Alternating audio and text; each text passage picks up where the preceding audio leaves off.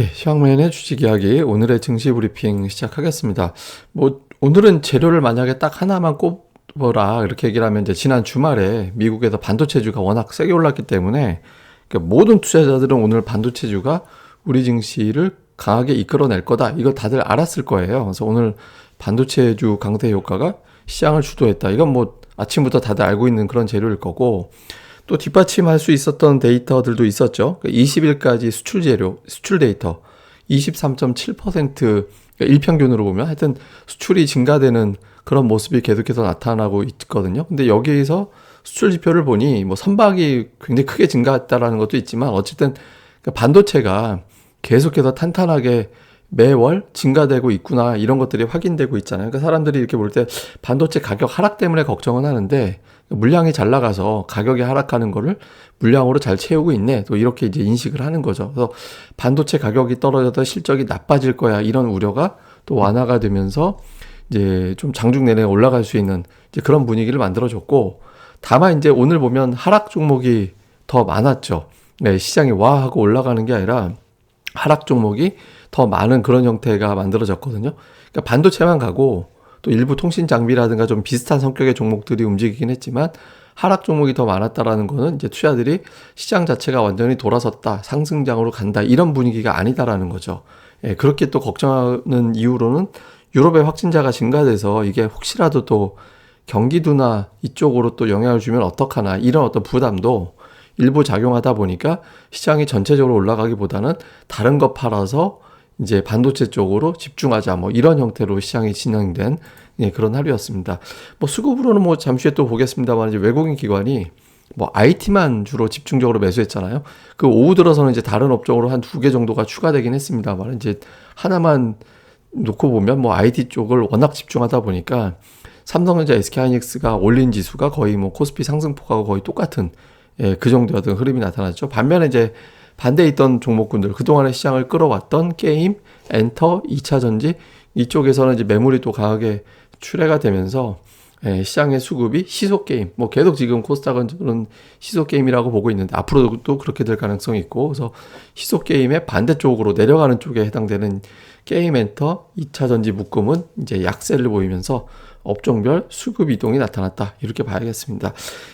차트를 보면 코스피 차트는 굉장히 재밌는 차트가 됐어요. 제가 하락하는 기간보다 상승하는 기간이 더 짧게 예를 들어 하락을 한 4주 동안 내려간 거를 한 1, 2주 동안에 그걸 다 뒤집을 정도 올라버리면 굉장히 센 매수가 온 거다.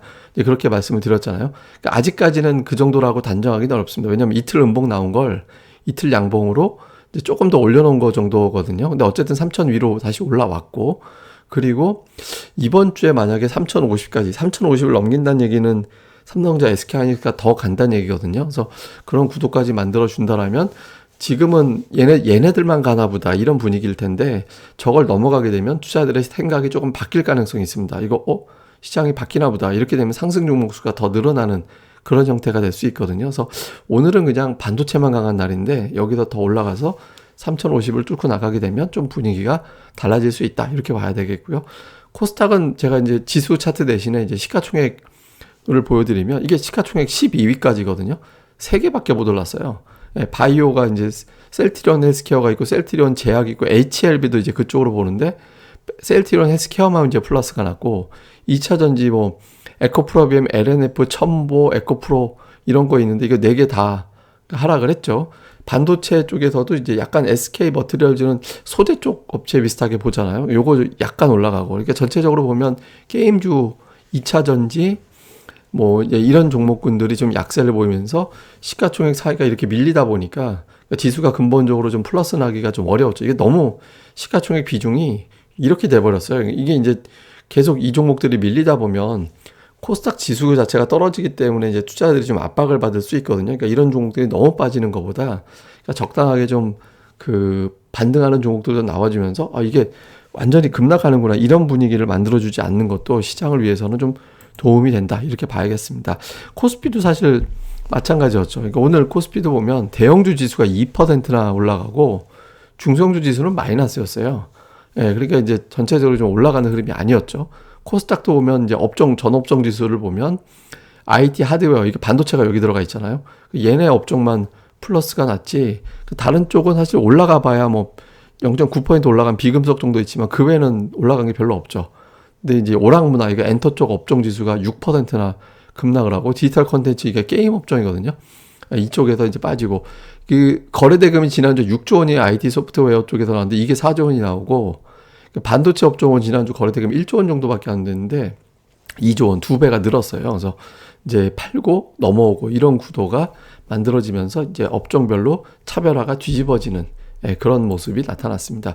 그러니까 수급에서는 뭐 개인이 매도한 거는 상당히 좋은 현상이죠. 지금 특히 오늘 1조 3천억 넘게 매도했는데 저 매도 자금은 이후에 지수를 받치는 자금으로 또 돌아설 수 있거든요. 그래서 금융투자는 어차피 이제 연말까지는 매도한다 하더라도 단발에 그칠 거고 매수 우위를 보일 가능성이 높아서 제일 중요한 건 결국 이제 외국인인데, 외국인 투자자들이 좀 많이 매수 들어왔다. 근데 오늘 특징이 매수 비중이 조금 지난주 대비 한 2% 정도 늘었는데 매도 비중이 확 줄었어요. 그러니까 그 외국인들이 좀 매수한 것도 매수한 거지만 파는 거를 확 줄였다라는 점도 좀 특이했던 것 같습니다. 그래서 어쨌든 그 외국인들 오늘 같이 내일도 또 매수 이만큼 할 수는 없겠지만 이번 주 매수 기조를 좀 이어나간다면, 제가 뭐 계속 말씀드리는 게 그 외국인들이 순매수 금액에서 최소 50% 이상이 전기전자가 되고 그 외에 이제 자동차, 금융, 철강, 화학까지 매수가 들어오면 좀 시장 자체가 좋아진다고 보는 거다, 이렇게 말씀드렸잖아요. 근데 오늘 사실 전차는 매수가 들어왔는데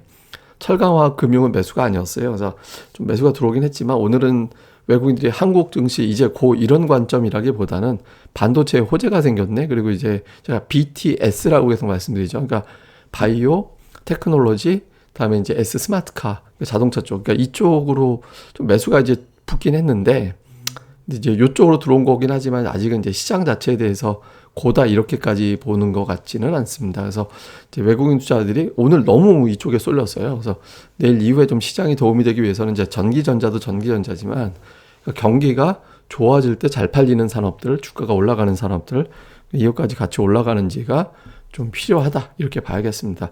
그리고 오늘 이제 코스닥 수급도 되게 특이한데 왼쪽에 이게 뭐냐면 이건 오늘 투신권만 제가 추린 거예요.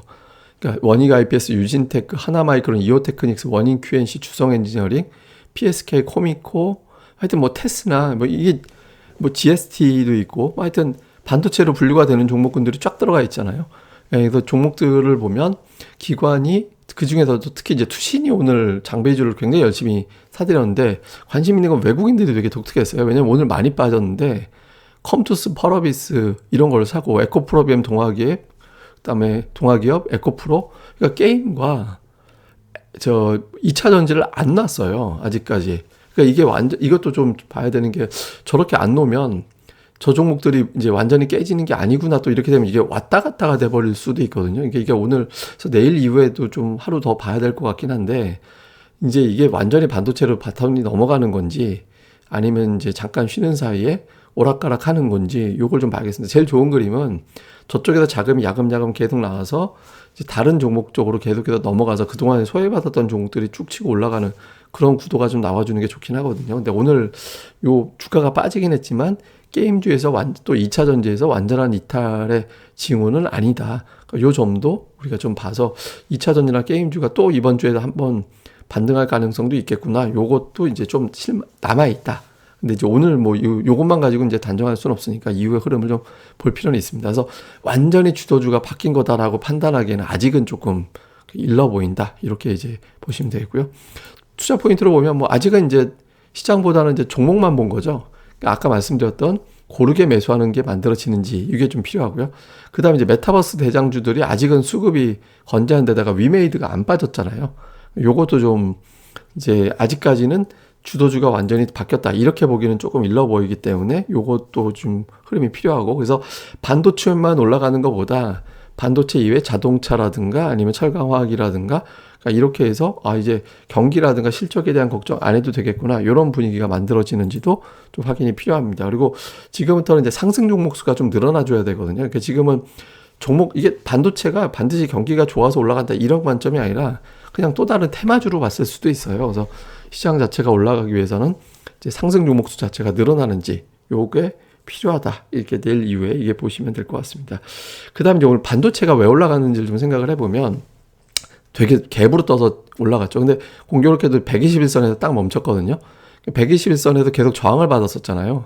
이게 중요해요. 이게 하나의 마디로 끝나버릴 수도 있거든요. 그래서 이번 주에 이거를 넉넉하게 돌파하는지 여부가 되게 중요해서 마디 중요한 고비가 되고, 코스닥 반도체 지수는 뭐 더 힘껏 올라가긴 했는데 이전 고점에 또 다가가고 있기 때문에 양쪽이 다 이제 코스피의 전기전자 업종, 코스닥의 반도체 업종 저항이 나올 수 있거든요. 그래서 이후에 이제 흐름이 중요한데, 그러니까 반도체가 왜 올라가는지를 생각해 보면 더 올라갈 수도 있지 않을까?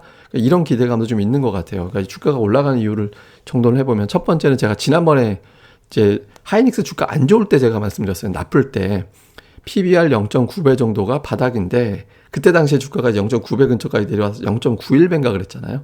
그래서 제가 0.9배 정도 내려올 때 주가가 좀 바닥일 수 있다. 그래서 요게 바닥이다. 그러니까 첫 번째 바닥을 확인했다라는 점에서 매수가 들어오기 시작을 했었고, 그 다음에는 뭐냐면 저는 이것도 중요하다라고, 그냥 국제유가인데, 국제유가가 어떤 의미를 갖냐면 인플레이션이 메인 재료였잖아요. 근데 인플레이션에서 이제 인플레이션이 정점을 치고 이제 내려갈 수도 있겠구나, 이런 희망을 주면, 인플레이션 때문에 경기 실적이 나빠질 거다라고 걱정을 했던 투자자들이 실적이라든가 저평가를 바라보는 그런 계기가 될 수 있거든요. 그래서 유가가 꺾이면서 투자자들이 인플레 걱정만 하다가 실적과 저평가를 바라보는 계기로 좀 돌렸다. 요 점도 저는 중요한 변수였다고 보고요.